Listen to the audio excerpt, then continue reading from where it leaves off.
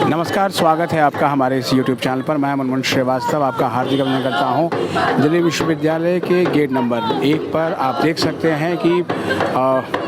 SOL के छात्र KYS जो क्रांतिकारी युवा संगठन है उसके बैनर तले यहाँ पर विरोध प्रदर्शन कर रहे हैं और उनकी मांग है कि मोतीलाल नेहरू कॉलेज के प्रिंसिपल इस्तीफा दें, अरबिंदो कॉलेज के प्रिंसिपल इस्तीफा दें और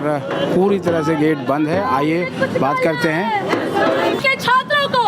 कहीं तंबू के नीचे बैठाकर तो कहीं खुले में बैठाकर परीक्षाएं लिखवाई जा रही थी। यहाँ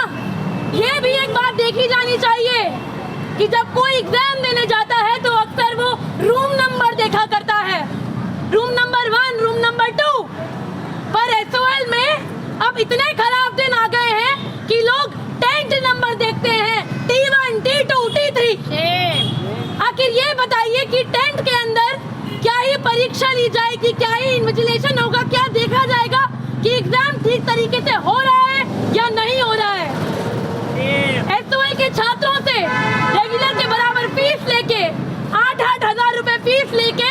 उन लोगों को इस हड्डी कपा देने वाली ठंड में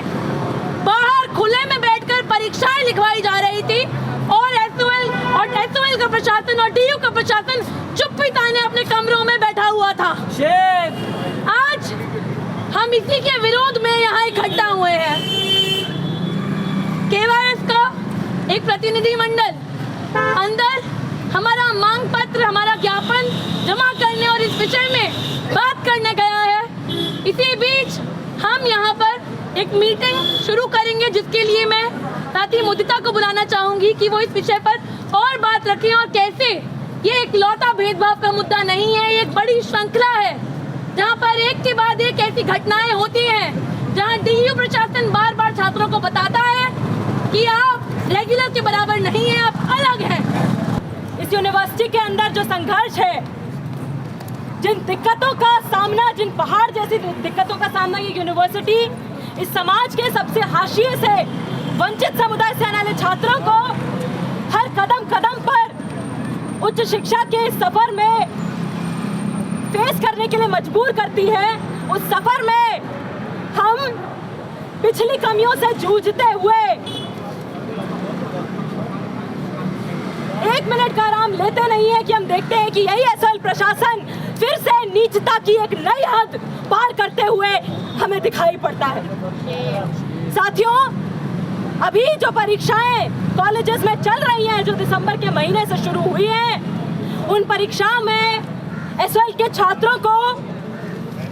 औरबिंदो कॉलेज और मोतीलाल नेहरू कॉलेज में जो सामने हमारे वाकया आया है कि इस कड़ाके की ठंड में जहां पर कुछ छात्र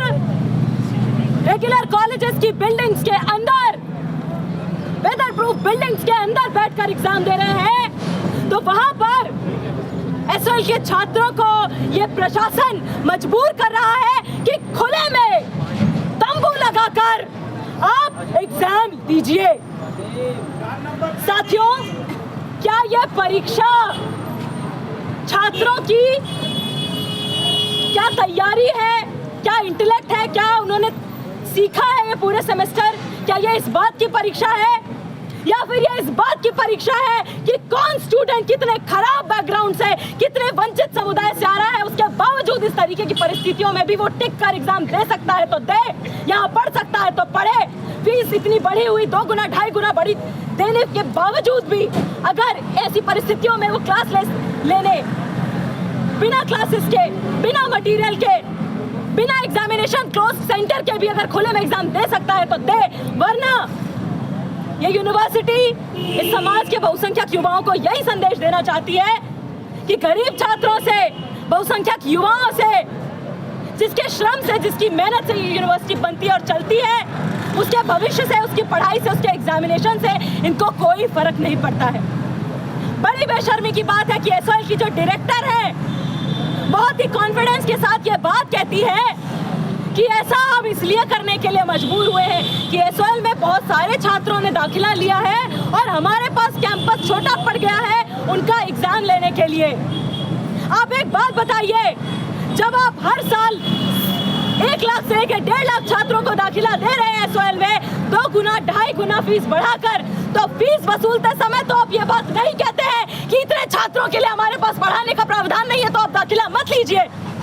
जब आप दाखिला देते वक्त ये बात नहीं कहते हैं तो क्लासेस देने के टाइम पर, मटेरियल मिलने के टाइम पर, लाइब्रेरी मिलने के टाइम पर, एग्जाम लेने के टाइम पर इस तरीके की बेशर्मीपूर्ण बातें करते हुए ये एसओएल प्रशासन भयमुक्त माहौल में ऐसे अनर्गल बयान देते हुए और ऐसा व्यवहार, सौतेला व्यवहार एसओएल के छात्रों के साथ करते हुए हमें दिखाई पड़ता है। साथियों, ये वही एसओएल एडमिनिस्ट्रेशन है जो कुछ साल पहले जब छात्राओं की क्लासेस मिरांडा हाउस में लगाई जाती थी तो बड़ी बेशर्मी के साथ इस तरीके के होर्डिंग्स और नोटिसेस लगाता था कि यहाँ पर एसओएल के छात्रों का टहलना मना है,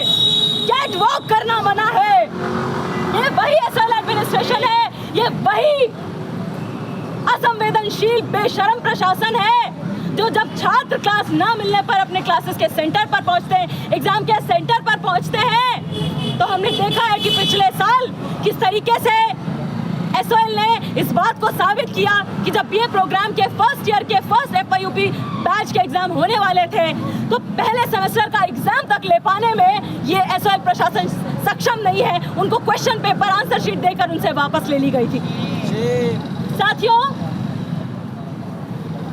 क्यों इस यूनिवर्सिटी के अंदर, इस यूनिवर्सिटी का जो सबसे बड़ा हिस्सा है, जो सही मायनों में रेगुलर के छात्र जितनी फीस दे रहे हैं अपनी शिक्षा के लिए, उससे कई गुना ज्यादा फीस अपनी शिक्षा के लिए दे रहा है, उसके साथ इस तरीके का सौतेला व्यवहार क्यों होता है? सबसे पहली बात तो ये कि इस यूनिवर्सिटी को ये लगता है कि एसओएल के छात्रों को पढ़ाकर, उनका एग्जाम लेकर, उन्हें क्लास देकर, उन्हें मटेरियल देकर ये कोई एहसान करते हैं। इनको ये बात समझने की जरूरत है कि एसओएल में पढ़ने वाले छात्र हमारी व्यवस्था की बहुत बड़ी त्रासदी है कि सबसे मेहनतकश परिवारों से, शिक्षा के सबसे ज्यादा जरूरत रखने वाले परिवारों से, अपने परिवार की पहली पढ़ने वाली पीढ़ी, फर्स्ट जनरेशन लर्नर होने के बावजूद सेल्फ फाइनेंस मोड में यहाँ पर 12वीं के बाद उनको ढकेल दिया जाता है। और उसके बाद हम जानते हैं कि इस एसओएल प्रशासन के पास पिछले सालों का जो व्यापक इन्होंने भ्रष्टाचार और घोटाला किया हुआ है, उसका जमा हुआ करोड़ों करोड़ रुपए इनके पास होने के बावजूद ये एसओएल के छात्रों के लिए ना तो कोई नई बिल्डिंग बनाते हैं, ना उनके लिए नया एग्जामिनेशन सेंटर खोलते हैं, ना उनके लिए कोई भी डिग्निफाइड एस्टैब्लिशमेंट यहाँ पर खड़े करते हुए हमें दिखाई पड़ते हैं। साथियों,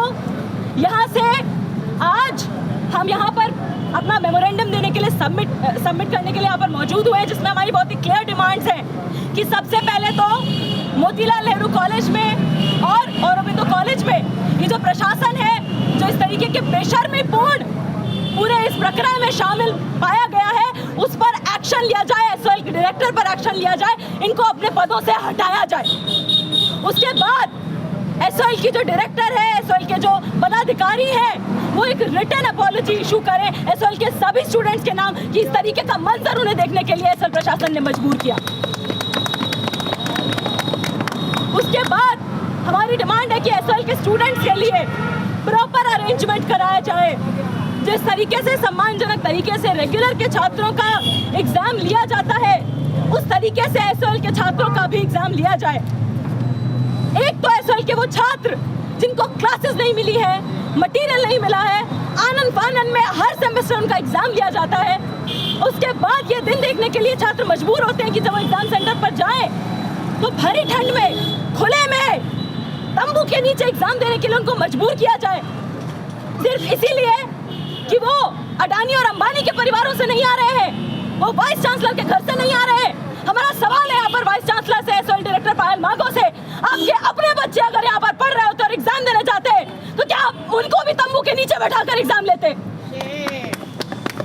अगर आप अपने बच्चों के लिए उस तरीके की व्यवस्था नहीं देख सकते तो इस समाज के, इस बहुसंख्यक युवाओं के साथ इस तरीके का सौतेला व्यवहार करते हुए आप क्यों दिखाई पड़ते हैं? और अगर आपको लगता है कि ऐसा करने के बावजूद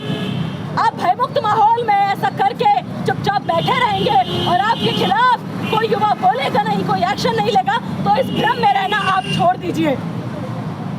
पायल माघो ने जो क्लेम किया है एसओएल डायरेक्टर ने कि 18 जनवरी तक इसी तरीके का माहौल चलता रहेगा, खुले में छात्र 18 जनवरी तक एग्जाम देंगे, हमारी डिमांड है कि तुरंत सभी छात्रों के लिए जो एसएल के अलग अलग कोर्सेज में इनरोल्ड हैं उनको प्रॉपर एग्जामिनेशन अरेंजमेंट प्रोवाइड कराया जाए। और उसके अलावा एसओएल से जो लंबी एक डिमांड रही है एसओएल के छात्रों की कि वो एक वाइट पेपर जारी करें, हिसाब दें कि इतने समय से जो व्यापक भ्रष्टाचार इनके अंदर लीन है कि हर साल 2 गुना 2.5 गुना बढ़ी हुई फीस देने के बावजूद छात्र इतनी खराब परिस्थितियों में पढ़ रहे हैं। उस पैसे का होता क्या है उसका हिसाब एसओएल प्रशासन से ये यूनिवर्सिटी और वाइस चांसलर मांगे, ये हमारी डिमांड है। ये प्रदर्शन लगातार जारी है। अब देखना ये है कि क्रांतिकारी युवा संगठन के बैनर तले सो छात्रों की मांग पर दिल्ली विश्वविद्यालय प्रशासन क्या रुख अख्तियार करता है। अगर आप हमारे चैनल पर नए हैं, चैनल को सब्सक्राइब कर लें और इसे अपने दोस्तों के बीच शेयर करें। मिलते हैं एक और एपिसोड के साथ, तब तक के लिए नमस्कार।